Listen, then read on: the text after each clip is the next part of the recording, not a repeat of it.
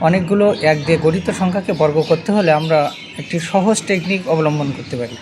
সহজ টেকনিকটা এটা হলো, আমরা কয়টা এক আছে এখানে? দুইটা এক।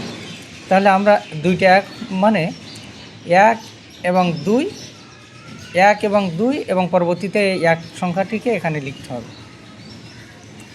এবার এখানে তিনটা একের বর্গ করতে হলে আমরা এক দুই তিন, এবার এরপরে লিখব দুই এক, দুই এক, তাহলে এর বর্গ এটি হয়ে গেল।